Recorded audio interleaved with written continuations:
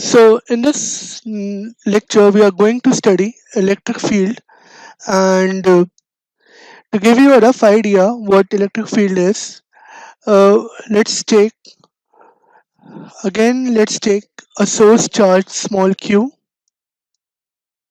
and a test charge qt. So this is my test charge, and the other one is source charge.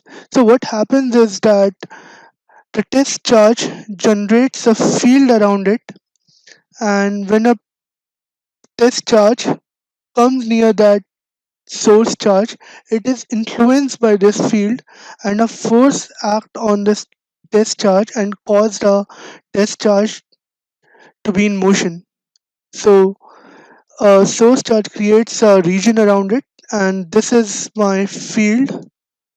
So it's a real thing, and when a test charge comes near this field, it is influenced by this field, the, and this field causes the test charge to move or to be in motion. Okay, so let's again move to superposition principle that we studied in the previous lecture. So suppose that I have a system of charges q1, q2, q3 and q4. Okay, so these are my system of charges and it goes to till qn. So these are the position vector for respective charges, and these all small charges makes a system of source charge source. So these are all my source charges or system of charge particles, and I need to calculate the force on the test charge due to this system of charges or source charges.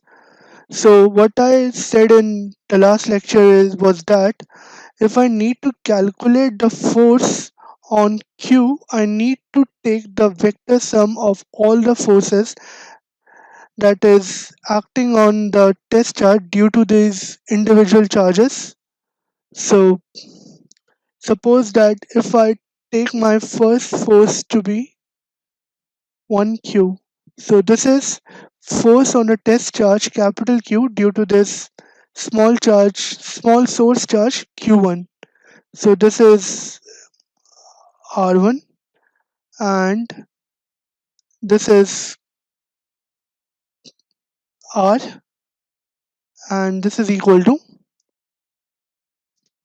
R1.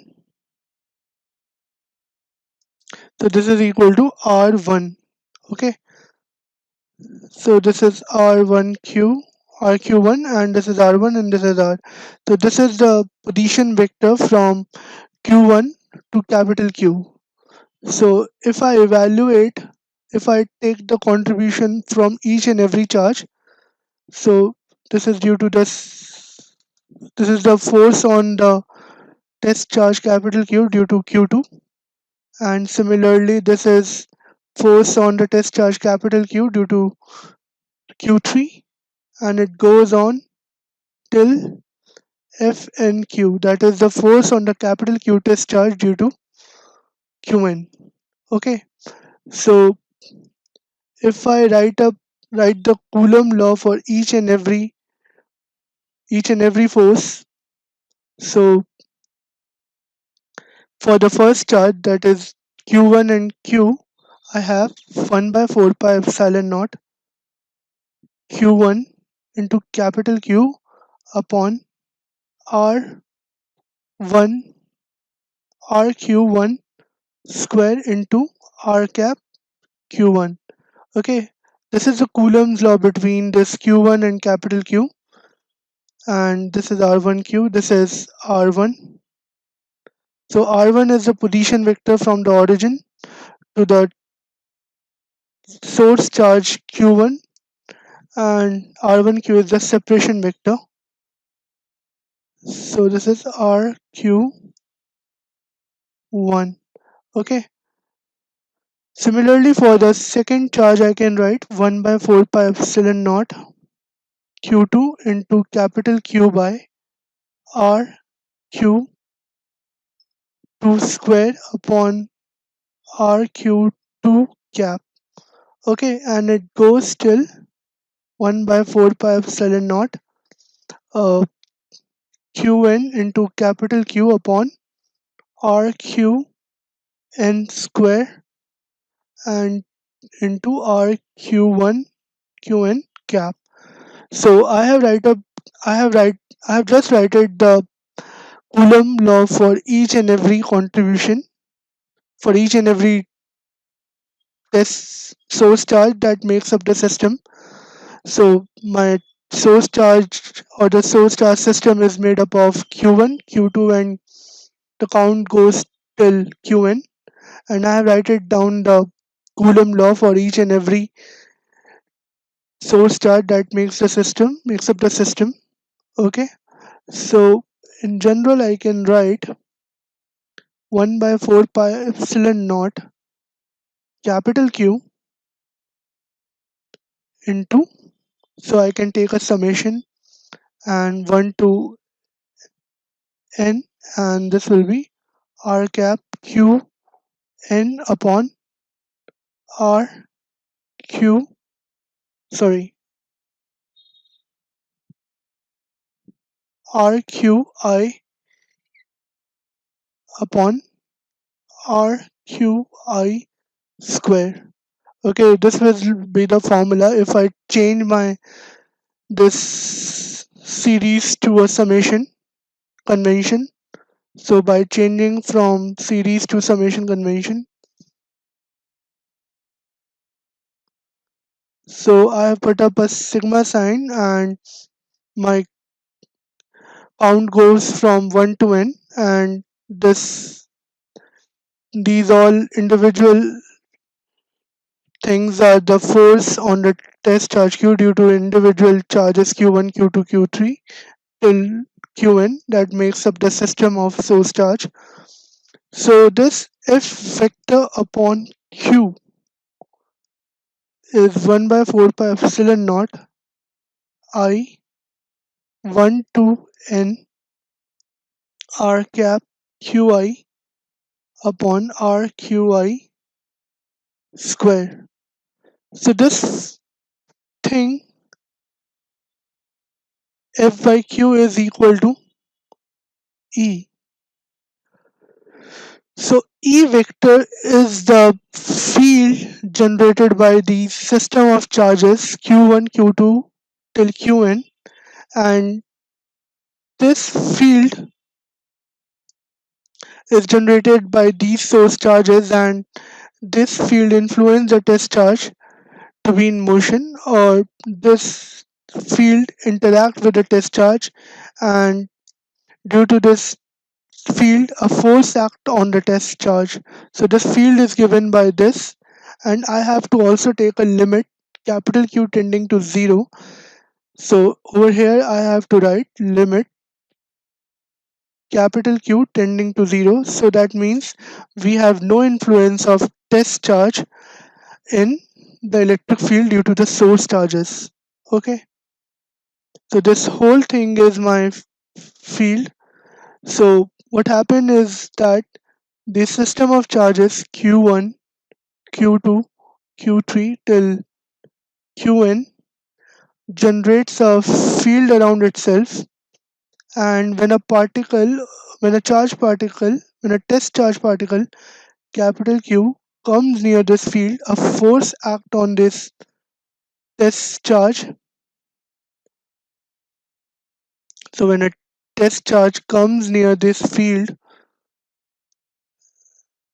a force act on this test charge due to this field generated by the source charges or system of charges, and this field that influence the test charge is given by this formula. And suppose my this whole quantity is now equal to E vector. So if I know the field of source charges. So if I know E vector is the field generated by source charge or charges, then it's easy to calculate the force on the test charge. So to calculate the force on a test charge capital Q, what I have to just do is multiply my test charge by the field. Okay, so the field help us to calculate the force or the interaction between the test charge and the source charges.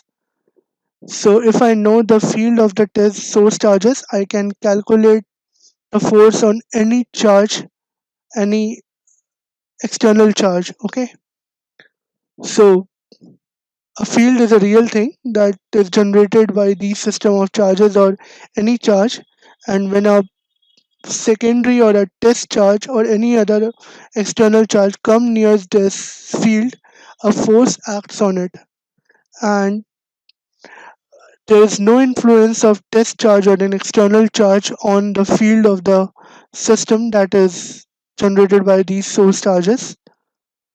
Okay, so now we will try to solve some basic problems and we'll try to understand what the field is and how exactly we have to evaluate the electric field. We will try to solve or try to evaluate the field generated due to 2 point charges.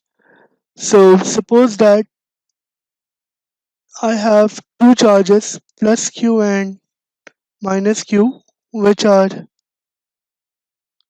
a distance apart, and I want to calculate the electric field at a point P that is z above this z above from the midpoint between these two charges, and I want to calculate the field at point P.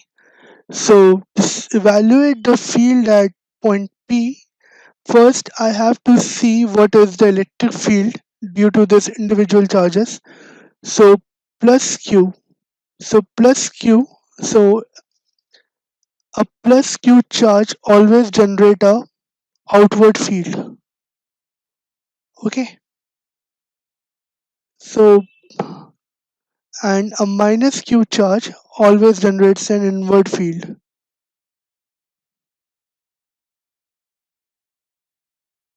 So we'll use this concept.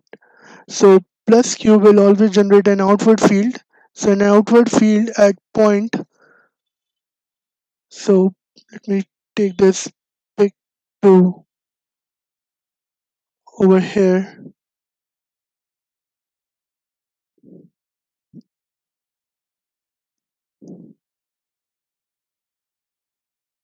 So over here, okay. So if I try to evaluate my field at point P due to these individual charges, okay, so calculate the field at point P due to these individual charges. So if I consider my charge plus Q first, the field at point P due to this charge is outward from here, and the field due to the minus Q charge will be inwards, that is towards Q. This is due to E due to plus Q, and this is E due to minus Q. Okay, so if this angle is theta, this angle is theta, this is 90, this is 90. So then this angle is 90 minus theta, this angle is 90 minus theta. Okay, so then this is 90 minus theta and this is 90 minus, this is equal to 90 minus theta, and this is 90 minus theta, so this is theta, and this is equal to 90 minus theta, 90 180 minus 2 theta. So this is theta and this is also theta.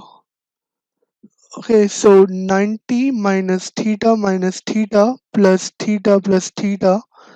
is equal to 1 and sorry 90. So is equal to 180 degrees. So it's a linear pair. So our answer is right. So if I try to find the field at point P due to these two charges, so what I can see is that I have two components. So my E plus Q v- cos, so E plus Q sine theta is upward here, and E minus Q sine theta is here, and on the and at this point my components will be E plus Q cos theta and plus E minus Q cos theta. Okay, so as I can see that at point P the vertical component are equal and opposite. So let's calculate E plus Q. So E plus Q is equal to Q upon 4 pi epsilon naught, and if this is A, this is Z, so this is equal to A by 2 square plus Z square. Let's call this distance equal as R. So this is equal to R square. Okay. And similarly for E minus Q,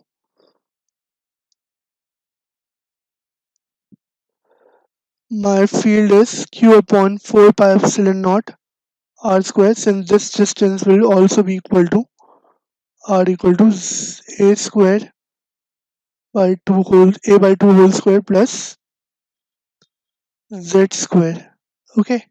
So as I can see, the vertical components are equal and opposite. So these two components will cancel out and my answer will be E plus Q cos theta plus E minus Q cos theta. Okay, so if I substitute the values for the field for each and every charge, it will be equal to 2q by 4 pi epsilon naught r square cos theta. So this is equal to E vector. So this is equal to E total. That is the field due to equal and opposite charges which are kept a distance apart, and the direction of the force is along x cap. So if I try to write this field in terms of the vector, this will be equal to x cap. Okay, and cos theta, as you can see from the diagram, is equal to a by 2 upon under root a by 2 square plus z square, and r square is equal to a by 2 whole square plus z square. So you can substitute all this value and you can calculate the magnitude of the electric field at point P due to plus q and minus q charges, and the field due to both these charges will be along the x cap and the vertical component will cancel out. So you see how we can solve the elementary problem in electrostatics by considering the field due to individual charges. So in actually we are just applying the superposition principle in which we are calculating the field at point P due to each and every charge that is present, that is under consideration. So in our consideration we have a plus q charge and a minus q charge, and we have calculated the field due to these individual charges and calculated the field at point P. So now suppose that at point P I have a test charge capital Qt. So if my Qt is capital is test charge, so if I need to calculate the force at point P due to this two charges, what I can do is I have to just multiply it by this field.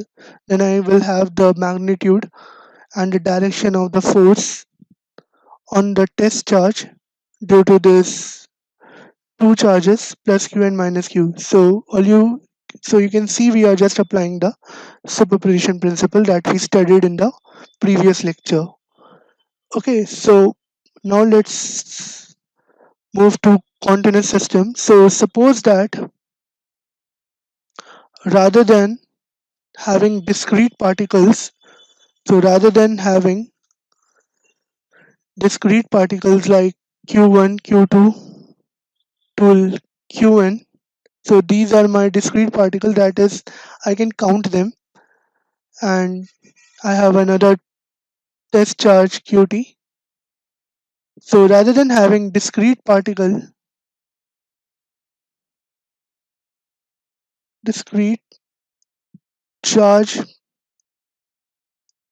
particle, I have a continuous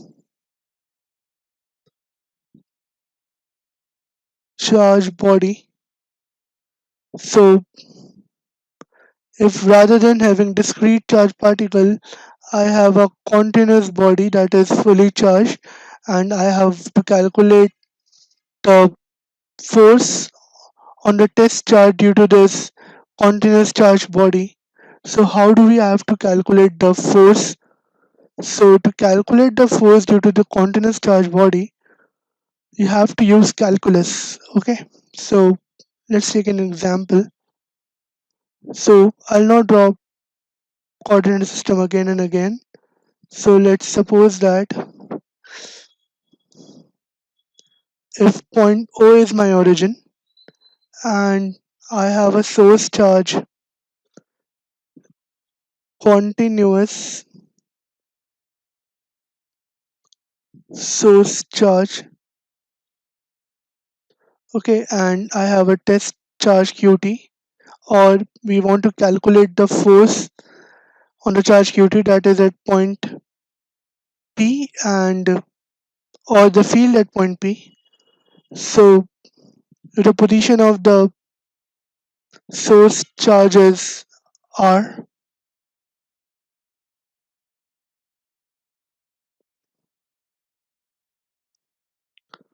okay, so if the position of the source charges are, and my position vector of the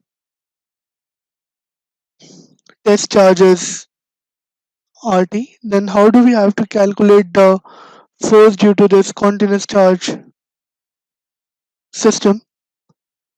So what you can do is, let's consider a differential charge dq, that is a small volume. Let's say the volume of this small block is dv. Okay, so dv is the small volume.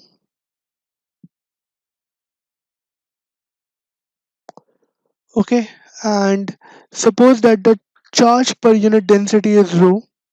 This is charge per unit density. So charge per unit density is how the charge is distributed in this continuous charge source.